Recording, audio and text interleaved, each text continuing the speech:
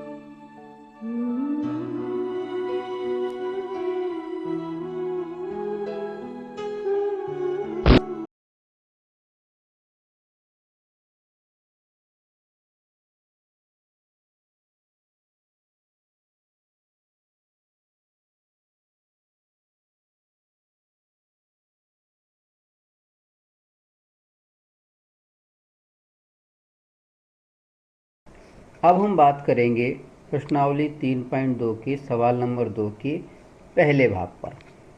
हमारा सवाल है, निम्न समस्याओं में रैखिक समीकरण युग्म बनाइए और उनके हल विलोपन विधि से ज्ञात कीजिए। ठीक है, यानी हमें जो सवाल दिया गया उसमें क्या करना है, दो बातें करनी। पहले तो हमें रैखिक समीकरण का युग्म बनाना है समस्या को देख करके, और फिर उनको हल करना है। ठीक है, पहला भाग में हमें जो सवाल दिया गया वो क्या दिया गया है, यदि हम अंश में यानी न्यूमरेटर में एक जोड़ दें और हर में यानी डिनोमिनेटर में से एक घटा दें, एक सब्सट्रैक्ट कर दें, तो भिन्न एक में बदल जाती है, यानी भिन्न हो जाती है एक। दूसरी कंडीशन हमें दी गई है कि यदि हम हर में यानी डिनोमिनेटर में एक जोड़ दें तो क्या हो जाती है, यह भिन्न हो जाती है, 1/2 हो जाती है। ठीक है, मान लेते हैं भिन्न हमें मालूम नहीं है और हमें सिर्फ ये समस्या दी गई है। सबसे पहले तो हम क्या करते हैं, माना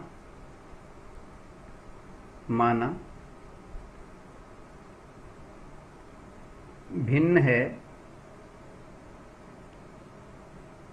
x/y। x अंश है यानी न्यूमरेटर है और y हर है यानी डिनोमिनेटर है। ठीक है, अब प्रश्नानुसार स्थिति 1, प्रश्नानुसार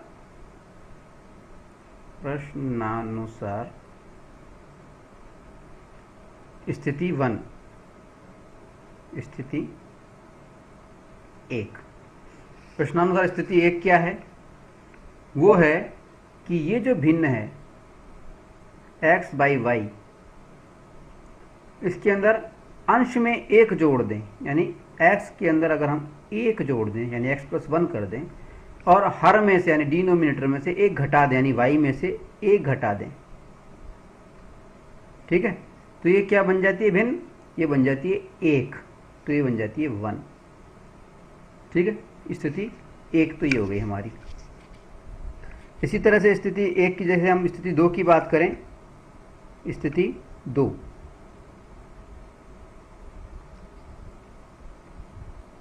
में क्या है कि यदि हर में एक जोड़ दें, भिन्न है हमारी x बाई y,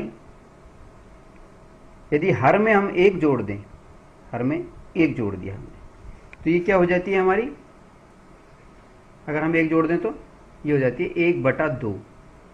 ये दूसरी बात, समस्या दूसरी स्थिति में हमसे ये कहा गया है। ठीक है, अब इनको सॉल्व करते हैं हम। 1 इसको 1 मान लेते हैं, क्रॉस मल्टीप्लाई कर देते हैं, इसको भी क्रॉस मल्टीप्लाई कर देते हैं। इसको क्रॉस मल्टीप्लाई किया तो क्या आया हमारे पास में, x + 1 = y - 1। फिर पक्षांतर करके ले गए तो x - y बराबर माइनस का प्लस का 1 है, इधर जाएगा तो माइनस का 1 हो जाएगा, तो माइनस का 1 और माइनस का 1 कितने हो गए, -2। एक समीकरण तो बन गया ये x - y बराबर -2, समीकरण नंबर 1 मान लेते हैं इसको। ठीक है, इसी तरह से इसको जब हम क्रॉस मल्टीप्लाई करते हैं तो क्या प्राप्त हुआ हमें, 2x बराबर y + 1, y को इधर लिया है तो 2x - y बराबर 1, दूसरा समीकरण हमें प्राप्त हो गया ये 2x - y बराबर 1, इसको समीकरण नंबर 2 रख दिया। ठीक है, तो समस्या से हमने समीकरण तो बना लिए, अब हमें करना है इन दोनों समीकरणों को हल करना है। किससे करना है, विलोपन विधि से। ठीक है, एलिमिनेशन मेथड से। ठीक है, कैसे करेंगे आइए देखते हैं। देखिए, दोनों समीकरण हमें लिखे गए दिए गए हैं। पहला समीकरण हमें दिया गया है x - y बराबर -2, तो ये बनाया हमने। दूसरा हमने बनाया 2x - y बराबर 1। ठीक है, इसको देख दे, समीकरण नंबर 1 तो हमारा ये है और समीकरण नंबर 2 ये वाला है। ठीक है, अब हम क्या करते हैं, समीकरण 1 और 2 में सबसे पहले तो ये देखते हैं कि कोई चर समान है या नहीं है। देखा हमने तो देखा कि y का जो चर है ये समान है, -y और नीचे भी -y, यानी इस y का गुणांक 1 है, इधर भी y का गुणांक 1 है, तो दोनों के गुणांक एक जैसे हैं, यानी समान है। अब हम क्या कर सकते हैं, यहाँ पे समीकरण 1 और 2 में y के चर को विलुप्त अगर हम करना चाहें, लिख देते हैं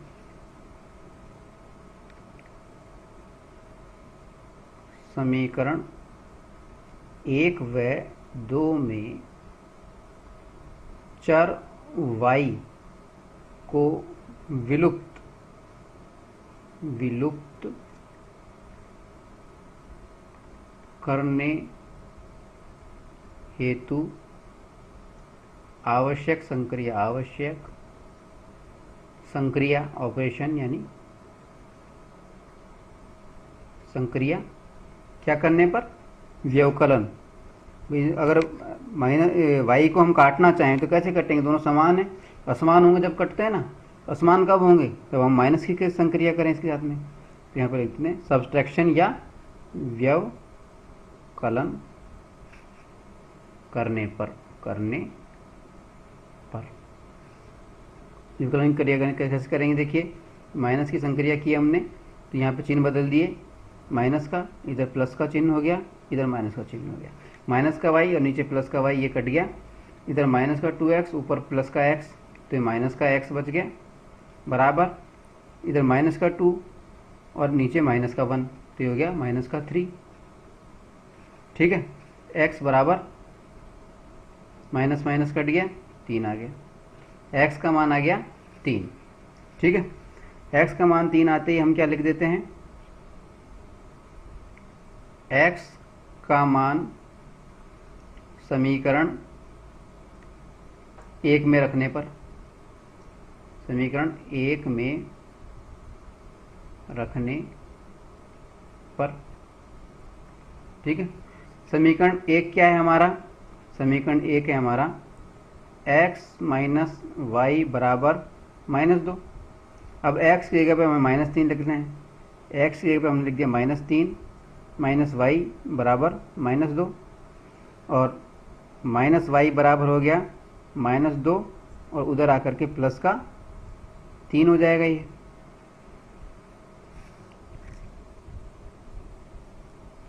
एक्स की जगह पे क्या लगा? 3 लिखा ना, माइनस का नहीं, प्लस का ही है 3। इधर आकर के ये माइनस का 3 हो जाएगा पक्षांतर होकर के। तो माइनस वाई बराबर हमारे पास में हो गया -5, और वाई बराबर क्या हो गया? माइनस से माइनस कट गया तो वाई बराबर आ गया 5। तो हमारे पास आंसर क्या आया? एक्स बराबर तो आ गया 3 और वाई बराबर आ गया 5। एक्स बराबर 3 और वाई बराबर 5। ये है हमारा आंसर, ठीक है। अब हम बात करेंगे प्रश्नावली 3.4 के सवाल नंबर 2 के दूसरे भाग पर। इसमें हमें सवाल दिया गया है 5 वर्ष पूर्व नूरी की आयु सोनू की आयु की 3 गुनी थी,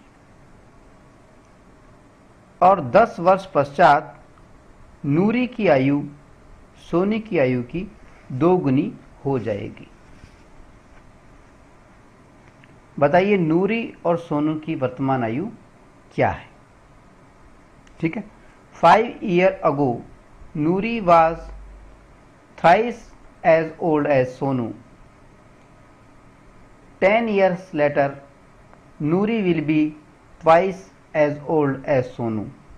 How old are Nuri and Sonu? ठीक, यानी इस सवाल में हमें क्या करना है? सबसे पहले तो ये जो समस्या हमें दी गई है, शब्द समस्या, वर्ड प्रॉब्लम जो हमें दी गई है, इस वर्ड प्रॉब्लम के आधार पर रैखिक समीकरण का एक युग्म बनाना है, यानी 2 समीकरण हमें बनाने हैं, और बाद में उन्हें हमें करना है हल, ठीक है। अब इसमें हमें नूरी और सोनू की आयु पता करनी है, वर्तमान हमें मालूम नहीं है। इसलिए मान लीजिए, माना नूरी की आयु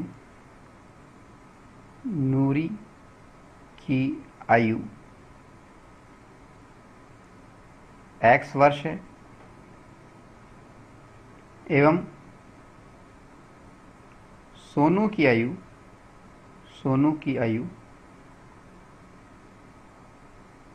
y वर्ष है। मान लिया हमने, लेट्स अज्यूम, ठीक है। अब प्रश्नानुसार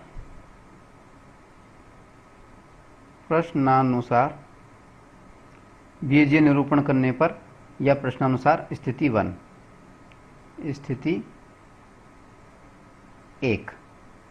स्थिति 1 में क्या कहा गया है? 5 वर्ष पूर्व नूरी की आयु सोनू की आयु की 3 गुनी थी। मान लें नूरी की आयु x है, सोनू की आयु y है। 5 वर्ष पूर्व की बात हो रही है, तो जब भी पूर्व की बात होती है तो हम माइनस का चिन्ह लगाते हैं, तो -5 दोनों में से घटा दिया, ये हो गया 5 वर्ष पूर्व की बात, ठीक है। नूरी की आयु सोनू की आयु की 3 गुनी थी। नूरी की आयु, ये नूरी की आयु x है मान लीजिए हम, सोनू की आयु की 3 गुनी है, यानी ज़्यादा किसकी है? इस नूरी की आयु है। कितनी ज़्यादा है? 3 गुनी ज़्यादा है। तो अगर हम यहाँ पे बराबर का चिन्ह लगाना चाहेंगे, इक्वल्स बनाना चाहेंगे, इक्वल टू लिखना चाहेंगे, या तराजू को तोलना चाहेंगे बराबर, तो हमें वज़न किधर बढ़ाना होगा? दूसरे पक्ष में, यानी इसको 3 से मल्टीप्लाई करना पड़ेगा, ठीक है। यानी x - 5 = 3 × y - 5। अब इसको सॉल्व करते हैं हम स्थिति को, तो क्या आएगा? x - 5 बराबर 3y - 15, ठीक है। फिर पक्षांतर हम कर लेते हैं, x - 3y बराबर -15, इधर आकर के प्लस के 5, ठीक है, यानी हमारे पास में क्या समीकरण बना, x माइनस 3y बराबर -10। ये हमें स्थिति 1 से समीकरण प्राप्त हुआ, समीकरण नंबर 1। क्या प्राप्त हुआ, x माइनस 3y बराबर -10। ये स्थिति 1 से हमें समीकरण प्राप्त हुआ है। ठीक है, अब हम बात करते हैं स्थिति 2 की। स्थिति 2 में क्या कहा गया है हमसे, स्थिति 2, इसमें हमसे क्या कहा गया है, ये नूरी की आयु x और ये मान लीजिए सोनू की आयु y। स्थिति 2 में हमसे कहा गया 10 वर्ष पश्चात, बाद की बात हो रही है, यानी 10 वर्ष जोड़ना है हमें, 10 + 10, इधर भी +10। ठीक है, नूरी की आयु सोनू की आयु की दोगुनी हो जाएगी। नूरी की आयु यानी x, ये वाली आयु, सोनू की आयु की यानी y की दोगुनी हो जाएगी। यानी ज़्यादा कौन सी हुई, नूरी की आयु। कितनी ज़्यादा हुई, दोगुनी। ठीक है, तो अगर हम बराबर का चिन्ह लगाना चाहें तो मल्टीप्लाई किधर होगा, दूसरे पक्ष की तरफ। अगर हम तराजू से कोई चीज़ तोल रहे हैं और एक पक्ष हल्का जा रहा है मान लीजिए, तो हमें वजन किधर रखना होता है, जिधर हल्का जा रहा है उसकी तरफ। तो हल्का इधर वाला पक्ष था, तो उसकी तरफ हमने 2 से मल्टीप्लाई कर दिया। ठीक है, अब इसको सॉल्व करके देख लेते हैं हम। x + 10 बराबर 2y + 20। फिर पक्षांतर हम कर लेते हैं, x माइनस 2y बराबर 20, इधर जाके माइनस का 10 हो जाएगा, तो यानी x माइनस 2y बराबर 10। ये हमारा दूसरी स्थिति से हमारा दूसरा समीकरण बन गया। इसको हमने लिख दिया समीकरण नंबर 2। ठीक है, अब इन दोनों समीकरणों को जो हमने अभी प्राप्त किए हैं समस्या के माध्यम से, वर्ड प्रॉब्लम के माध्यम से, इन दोनों को हमें हल करना है विलोपन विधि से। कैसे करेंगे, आइए देखते हैं। सबसे पहले हम लिखेंगे समीकरण नंबर 1 क्या आया था हमारा, समीकरण नंबर 1 है हमारा x माइनस 3y बराबर -10। और समीकरण नंबर 2 क्या प्राप्त हुआ था हमें, x माइनस 2y बराबर 10। ठीक है,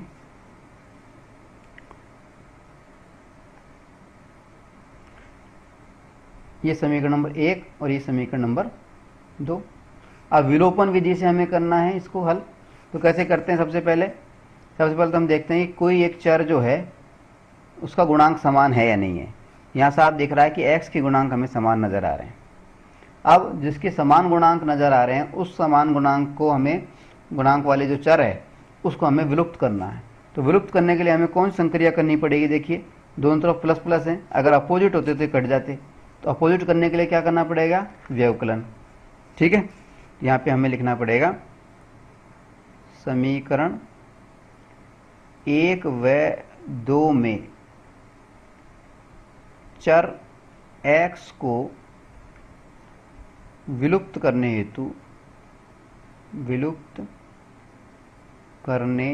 हेतु आवश्यक संक्रिया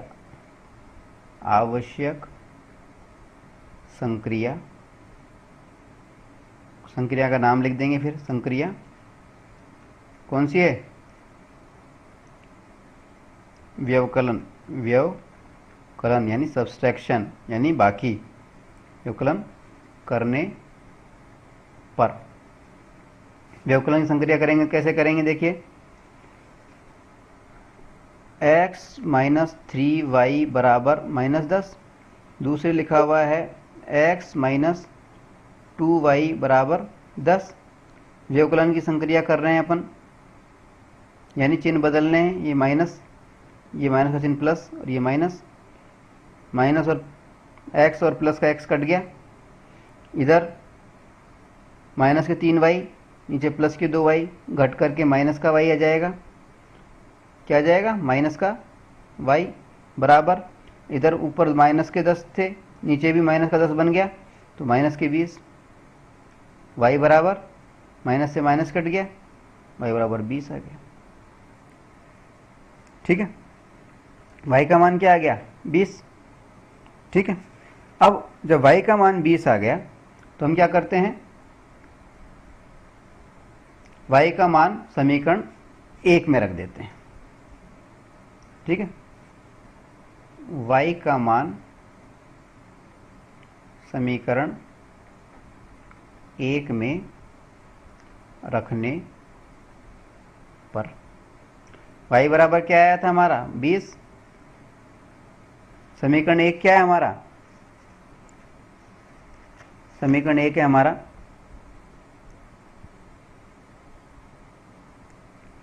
x माइनस 3y बराबर -10। ठीक है, ये समीकरण 1 था हमारा। इसमें y की जगह पे 20 लिख देते हैं बस। तो x minus 3 into 20 equal to -10, x minus 20×60 बराबर -10 और x बराबर -10 प्लस 60 यानी x बराबर 50। प्लस के 60 में से माइनस का 10 चला गया तो 50 बच गया ना। तो हमारे पास में क्या जवाब आया कि x का मान तो आ गया 50 और y का मान आ गया 20। x क्या थी, नूरी की आयु, तो नूरी की आयु तो हो गई 50 वर्ष, और y क्या थी, सोनू की आयु, सोनू की आयु हो गई 20 वर्ष। ठीक है, अब देखिए सवाल के हिसाब से चल के देखें हम, इसमें क्या कहा गया है, 5 वर्ष पहले नूरी की आयु, 5 वर्ष पहले की बात करें तो 50 में से 5 घटा दो तो नूरी की आयु कितनी हो गई 45। ठीक है, और सोनू की आयु कितनी हो गई, 5 घटाएंगे तो 15। तो सोनू की आयु की 3 गुनी थी। देखिए 15 और 45 में 3 गुना का अनुपात है कि नहीं, 15 थी 45, 3 गुना हो गई ही नहीं होगी। इसी तरह से फिर कहा 10 वर्ष बाद, यानी 10 वर्ष बाद का मतलब है इसमें 10 वर्ष बाद इसकी तो हो गई 60 नूरी की, तो और इसकी हो गई 30 सोनू की। तो नूरी की आयु सोनू की आयु की 2 गुनी हो जाएगी, 2 गुनी हो गई नहीं हुई, 30 दूनी 60 हो गई ना 2 गुनी। इसका मतलब हमारा सवाल बिल्कुल सही है। तो इस तरह से हमारा सवाल हो गया सब प्रश्नावली 3.4 का सवाल नंबर 2 का दूसरा भाग हमारा ये हल हो जाता है। ठीक है, अब हम बात करेंगे प्रश्नावली 3.4 के सवाल नंबर 2 के तीसरे भाग पर। इसमें हमें जो शब्द समस्या दी गई है, वर्ड प्रॉब्लम दी गई है, वो ये दी गई है, 2 अंकों की संख्या के अंकों का योग 9 है। 2 अंकों की कोई संख्या है और उसके अंकों का योग है 9। ठीक है, पहली बात तो ये कही गई है।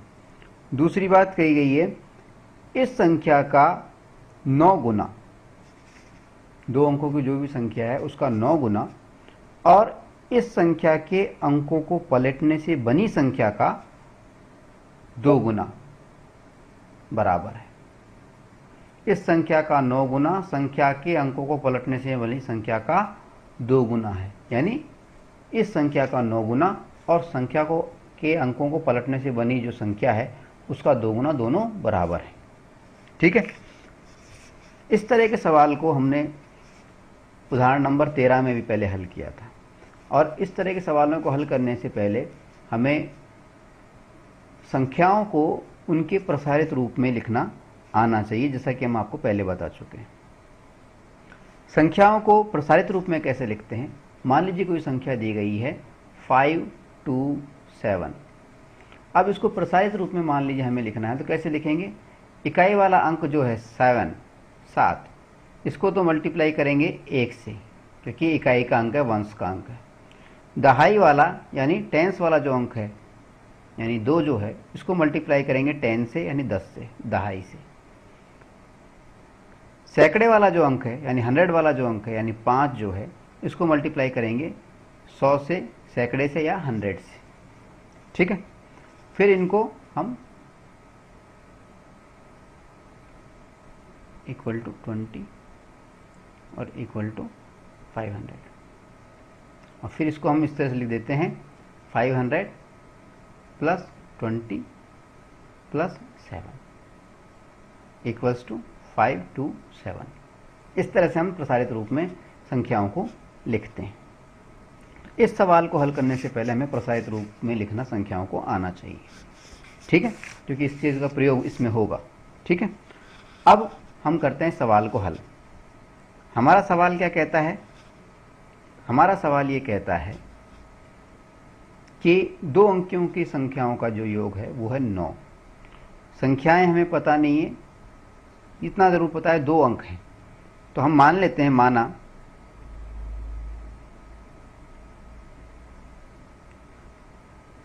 संख्या का एक अंक, इकाई अंक, संख्या का एक अंक या इकाई वाला अंक, इकाई वाला अंक x व दूसरा यानी दहाई वाला अंक y है।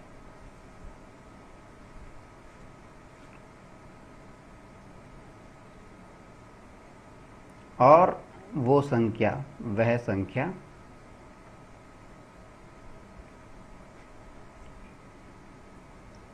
yx है। तो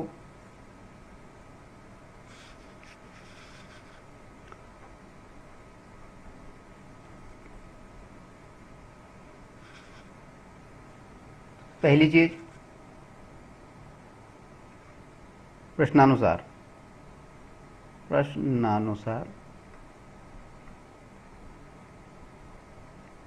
2 अंकों की संख्या के अंकों का योग है 9, यानी y प्लस x या x प्लस y बराबर है 9। ये तो पहला समीकरण हो गया, सीधे सीधा ये वाला था, ठीक है। अब बात आ रही है दूसरी कंडीशन क्या दी है हमें दूसरी स्थिति में? इस संख्या का, यानी किस संख्या का? yx जो संख्या है, yx जो संख्या है, इसका 9 गुना, यानी इसका 9 गुना, और इस संख्या के अंकों को पलटने से बनी संख्या, ये जो संख्या थी इसके अंकों को बदल दें तो x को इधर ले आए, y को इधर ले आए, यानी xy।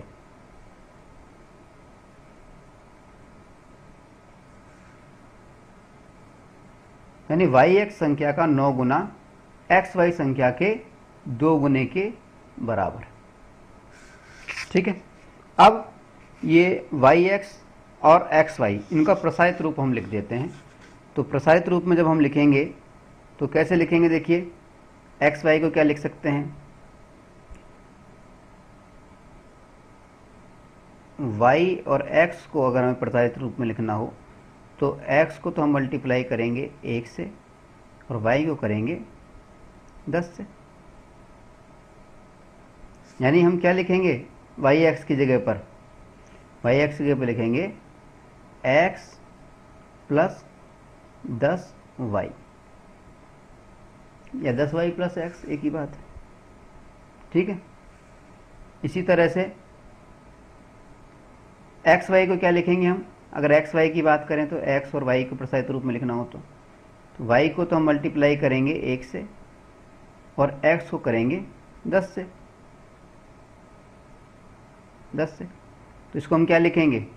इसको हम लिख देंगे y प्लस 10x।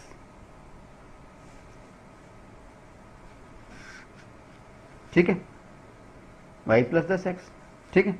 अब इसको सॉल्व करते हैं हम आगे। जब इसको सॉल्व करेंगे तो क्या आएगा? देखिए, 9 को 9x, ये आ गया 9x प्लस 90y बराबर 2y प्लस 20x। ये हो ना। अब पक्षांतर करके हम इसको ले आते हैं तो क्या हो जाएगा? देखिए, पक्षांतर कर लाते हैं हम तो क्या हो जाएगा? देखिए, पक्षांतर करने के बाद में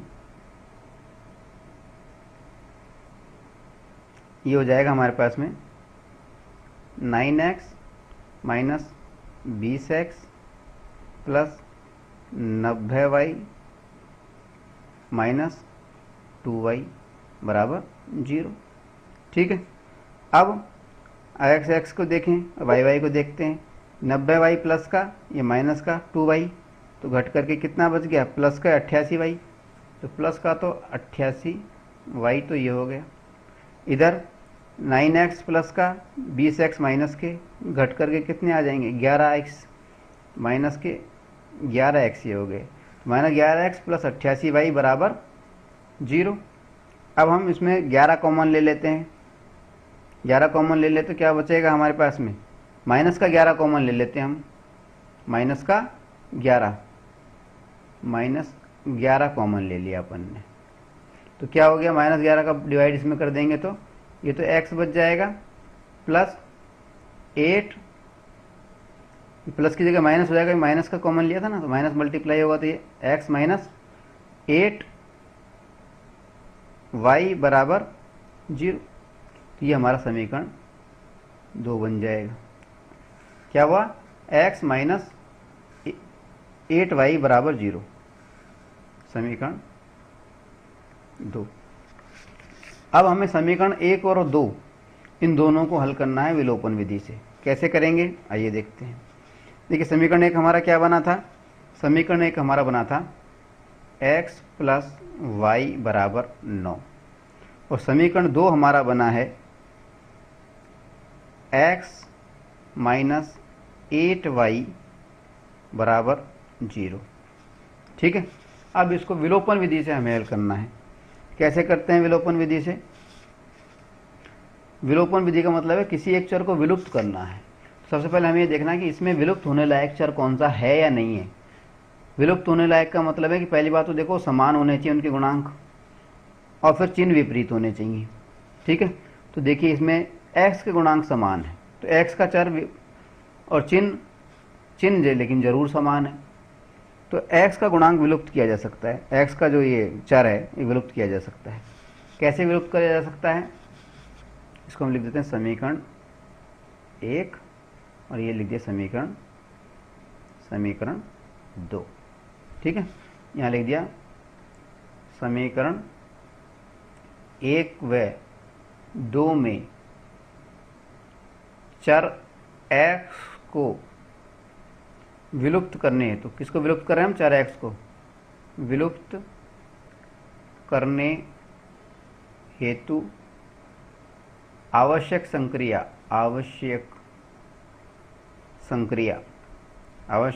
कौन सी है, उसका नाम लिख दो, व्यवकलन, जो घटाना पड़ेगा, व्यवकलन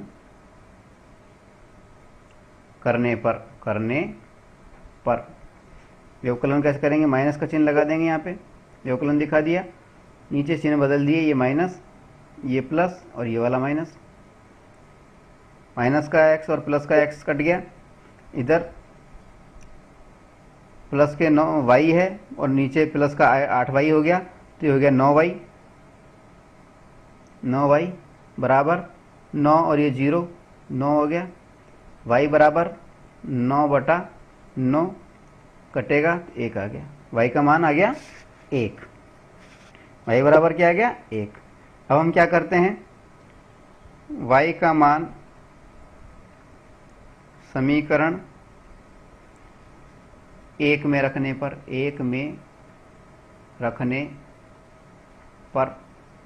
y का मान समीकरण 1 में रख देते हैं। ठीक है, y का मान समीकरण 1 में कैसे रखेंगे, समीकरण 1 क्या है हमारा, समीकरण 1 है हमारा x प्लस वाई बराबर 9।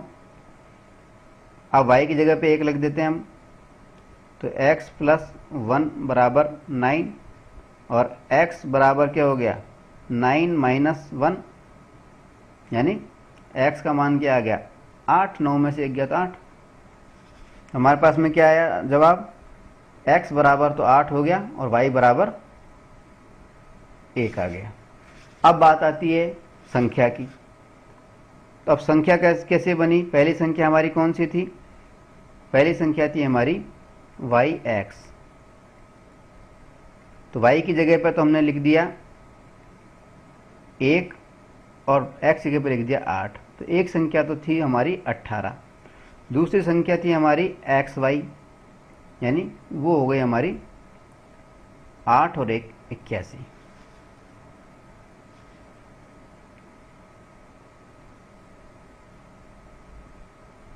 ठीक है,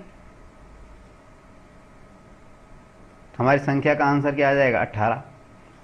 वाई एक्स जो संख्या हमने मानी थी उसका जवाब क्या आ गया 18। तो ये हो गया हमारा आंसर। इस तरह से ये हमारा प्रश्नावली 3.4 का सवाल नंबर 2 का जो तीसरा भाग है ये हमारा सॉल्व हो जाता है। ठीक है,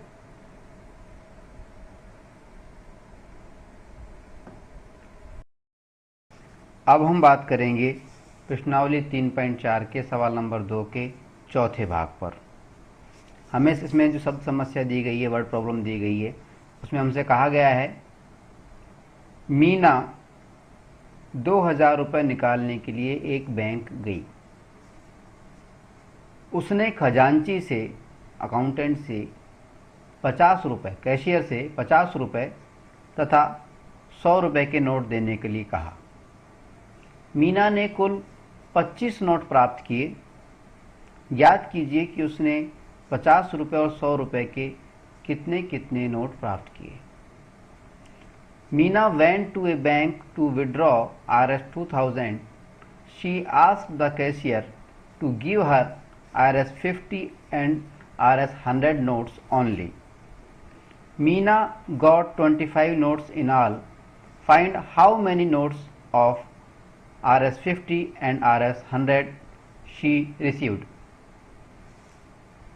यानी मीना ने कुल मिलाकर के 2000 रुपये लिए और उसको खजांची जो था, कैशियर जो था, उसको कहा कि 50 रुपये और 100 रुपये के नोट दो, और खजांची ने उसको 25 नोट पकड़ा दिए। अब आपको ये बताना है कि उसने 25 नोटों के अंदर से 50 रुपये के कितने नोट हैं और 100 रुपये के कितने नोट हैं। ठीक है, यानी हमें नोटों की कुल मिला के नोटों की संख्या हमें मालूम नहीं है। ठीक है, माना 50 के नोटों की संख्या, 50 के नोटों की संख्या, कुल संख्या बराबर कितनी है x है, और 100 के नोटों की कुल संख्या मान लीजिए y है। तो अब प्रश्नानुसार चलें अपन। प्रश्नानुसार स्थिति 1, स्थिति 1 क्या है? 50 व 100 के नोटों की कुल संख्या कितनी है? 25। ठीक है, नोटों की कुल संख्या कितनी है? 25। यानी यहां पे स्थिति 1 में क्या हुआ? 50 व 100 के नोटों की कुल संख्या कितनी है? 25। यानी इस बात को हम कैसे लिख सकते हैं? 50 के नोट को हमने x संख्या को x माना, 100 के नोटों की संख्या को हमने y माना, और दोनों का कुल है 25। तो पहली स्थिति के अनुसार समीकरण बन गया हमारा ये x + y बराबर 25। समीकरण नंबर इसको हम 1 लिख दिया। ठीक है, अब दूसरी स्थिति क्या है हमारी? दूसरी स्थिति ये है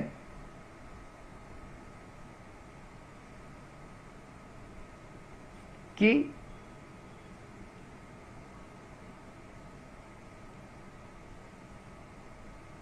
50 के जो नोट हैं और 100 के जो नोट हैं, कुल रुपए कितने थे? 2000 रुपये।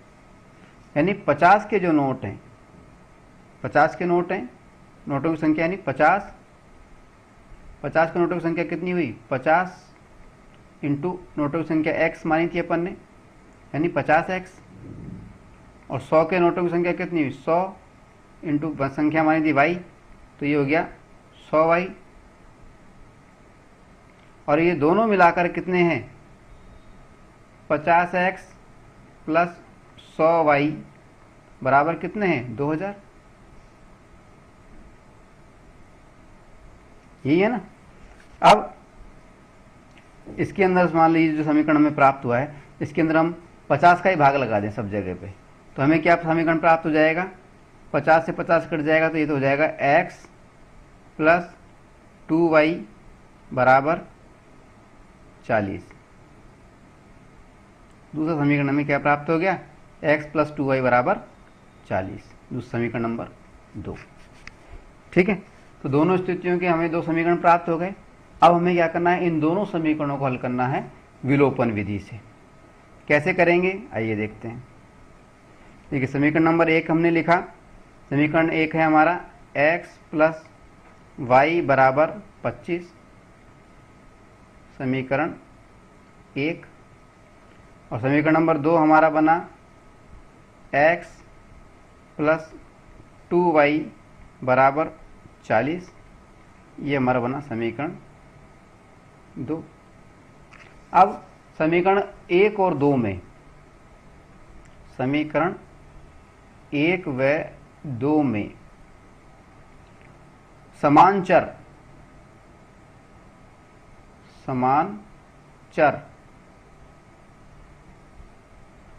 समान गुणांक वाले चर, इसको लिखेंगे समान गुणांक वाले चर, यानी x को विलुप्त करने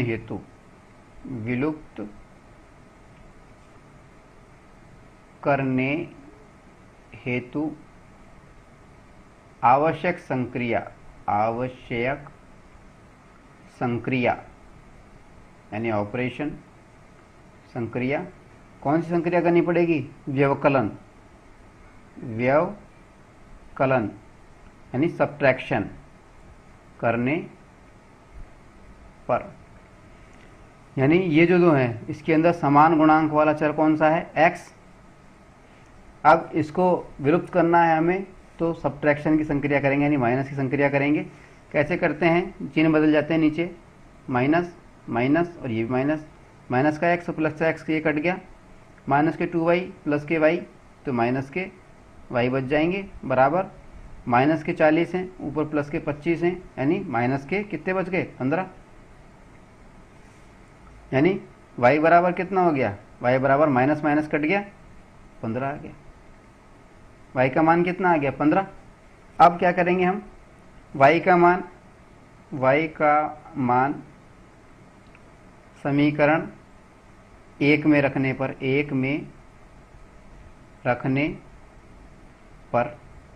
ठीक है। समीकरण 1 क्या है हमारा, x प्लस वाई बराबर 25। अब y की जगह पे 15 लिख देते हैं, x प्लस 15 बराबर 25, और x बराबर कितना हो गया, x बराबर 25 माइनस 15 कितना आ गया, x बराबर आ गया हमारे पास में 10। तो हमारे पास में क्या प्राप्त हुआ, y बराबर 15 और x बराबर 10। x क्या था हमारे पास में, x था 50 के नोटों की संख्या, यानी 50 के नोट कितने मिले हमें, 50 के नोट मिले 10, यानी 500 रुपये तो 50 के मिल गए, ठीक है। और 100 के कितने नोट मिले, 15, y क्या था, 100 का नोट था ना, तो 15 में नोट मिले, 15 इंटू 100, 1500 रुपये 100 के नोट के रूप में मिल गए, कुल मिल गए 2000, ठीक है। तो x बराबर 15 और y बराबर 10, यानी x के नोटों की संख्या, यानी 50 के नोटों की संख्या तो हमारे पास में आई 10, और 100 के नोटों की संख्या वो आई 15। ये हो गया हमारा आंसर, ठीक है। अब हम बात करेंगे प्रश्नावली 3.4 के सवाल नंबर 2 के 5वें भाग पर। इसमें हमें जो शब्द समस्या दी गई है, उसमें हमसे कहा गया है, किराए पर पुस्तकें देने वाले किसी पुस्तकालय का प्रथम 3 दिनों का नियत किराया, यानी फिक्स्ड किराया, फिक्स्ड रेंट जो है, नियत किराया है, तथा उसके बाद प्रत्येक अतिरिक्त दिन का अलग किराया है। यानी 3 दिन का तो फिक्स किराया है, उसके बाद में पर डे अलग किराया लगता है, पर डे के हिसाब से लगता है। अब सरिता ने 7 दिनों तक एक पुस्तक रखी और 27 रुपये अदा किए, जबकि सुसी ने एक पुस्तक 5 दिनों के लिए रखी और 21 रुपये अदा किए। बताइए नियत किराया यानी फिक्स्ड रेंट और प्रत्येक दिन का जो एक्स्ट्रा चार्जेस है वो कितना है। ठीक है, कुल मिला के बात ये है कि हमें ये पूछा गया है कि बताइए फिक्स किराया कितना है, 3 दिन का फिक्स किराया कितना है और प्रत्येक दिन का जो एक्स्ट्रा किराया लिया जाता है वो कितना है। तो ये दोनों हमें मालूम नहीं है, तो हम मान लेते हैं, माना 3 दिन का फिक्स किराया, नियत किराया है X रुपए। ठीक है, और वह प्रत्येक अतिरिक्त दिन का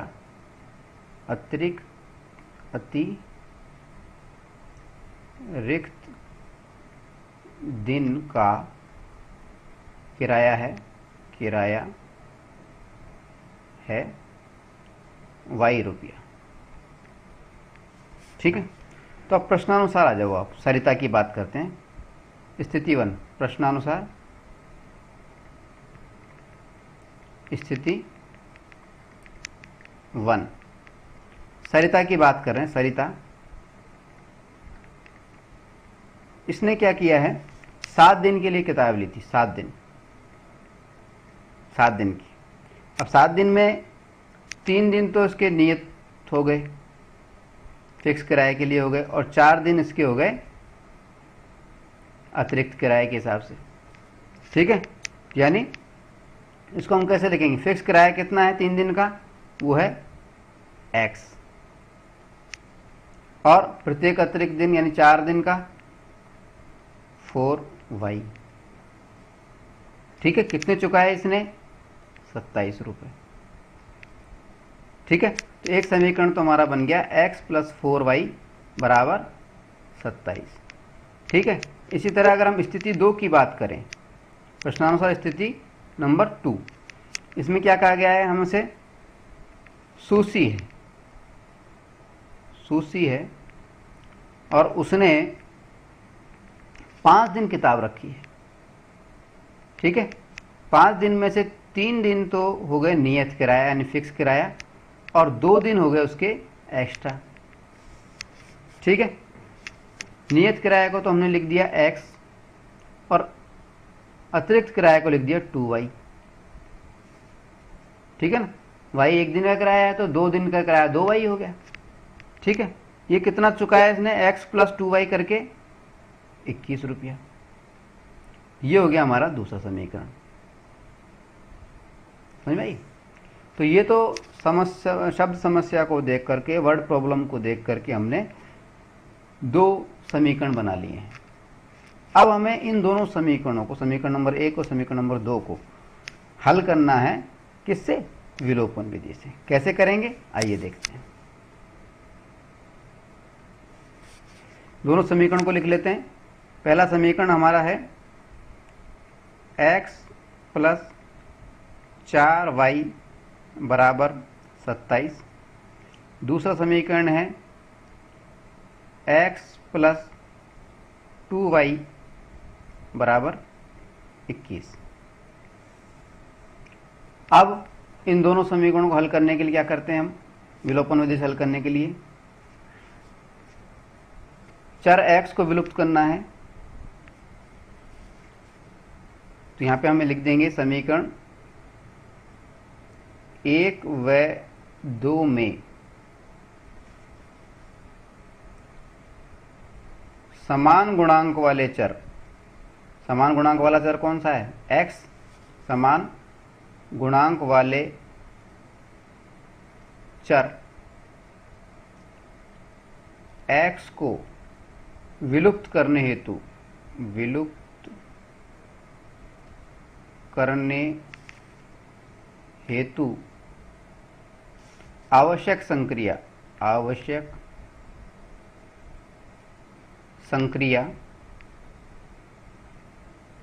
उसका संक्रिया का नाम लिख देते हैं व्यवकलन। यहाँ पे व्यवकलन की जरूरत पड़ेगी। व्यवकलन करने पर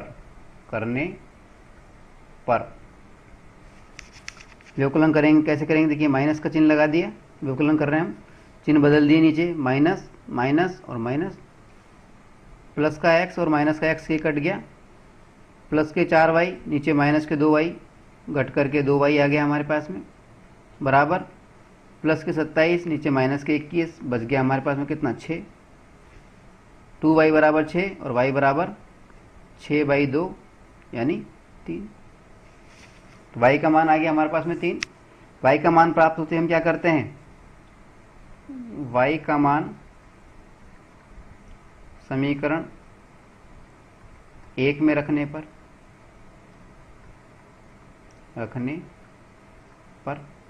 समीकरण 1 क्या है हमारा? x प्लस 4y बराबर 27। y का मान 3 आया है तो x प्लस y की जगह पे 3 रखेंगे तो 4 तिया 12 हो जाएगा। तो 12 बराबर 27 और x बराबर क्या निकला? 27 माइनस 12 यानी x बराबर कितना आ गया? 15। तो x का मान आ गया हमारे पास में 15 और y का मान आ गया हमारे पास में 3। यानी जो फिक्स किराया है 3 दिन का, जो फिक्स किराया है x जो है वो तो है 15 रुपये। 15 रुपये तो लगेंगे ही लगेंगे 3 दिन के। उसके बाद में पर डे का जो किराया है प्रत्येक दिन का वो है 3 रुपया। ये हो गया हमारा आंसर। ठीक है।